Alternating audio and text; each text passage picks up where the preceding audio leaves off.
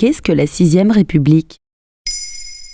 Merci d'avoir posé la question. Entre les 2 tours de l'élection présidentielle, Maintenant vous savez vous propose une semaine spéciale. Découvrez ou redécouvrez des termes entendus pendant cette campagne et qui font partie de notre vie démocratique. Notez également que cet épisode a été réalisé avant le premier tour de l'élection qui a eu lieu le 10 avril 2022.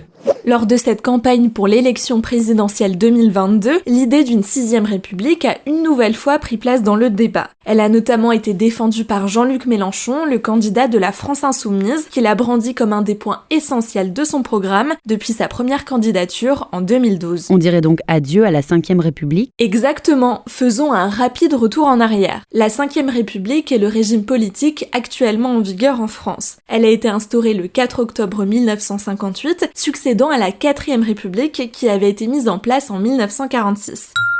Charles de Gaulle a été le premier président de la 5e République qui se caractérise par un régime semi-présidentiel, c'est-à-dire qu'actuellement, le président de la République a un rôle central. Il est élu au suffrage universel direct depuis 1962. Il y a une séparation des pouvoirs avec le législatif représenté par le Parlement et l'indépendance de la justice. Enfin, le gouvernement est responsable devant le Parlement. Et depuis quand évoque-t-on cette possibilité de 6e République ? Cela fait plus de 30 ans. Une des premières figures à avoir émis l'idée était Simone Veil en 1991, prenant une 6e République avec un régime présidentiel sans Premier ministre. L'année suivante, plusieurs membres du Parti socialiste, dont Jean-Luc Mélenchon à l'époque, et Julien Dray ont commencé à militer pour une 6e République avec une vision bien différente. Toujours à gauche, dans les années 2000, Christiane Taubira l'a défendu lors de sa candidature pour la présidentielle de 2002 au nom du Parti radical de gauche. En 2005, l'ancien ministre Arnaud Montebourg y a même consacré un livre.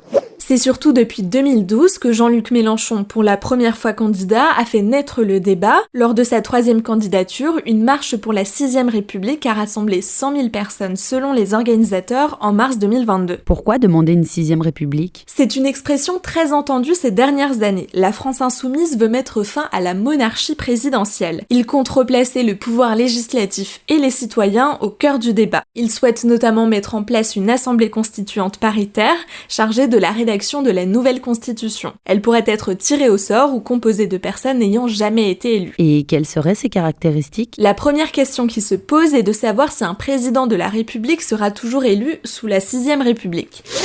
La question n'est pas tranchée puisque pour la France Insoumise, c'est à l'Assemblée constituante élue de le décider. D'après leur programme, l'avenir en commun pour l'élection présidentielle de 2022, une chose est sûre, il y aurait un régime parlementaire stable avec un parlement au centre de la vie politique.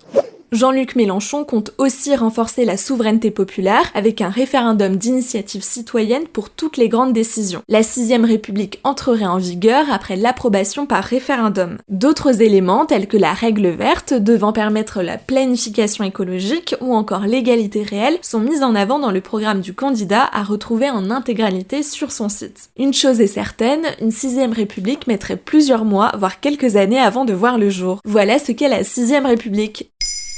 Maintenant, vous savez, un épisode écrit et réalisé par Pauline Weiss. Ce podcast est disponible sur toutes les plateformes audio et pour l'écouter sans publicité, rendez-vous sur la chaîne Bababam Plus d'Apple Podcast. Ba, ba, ba.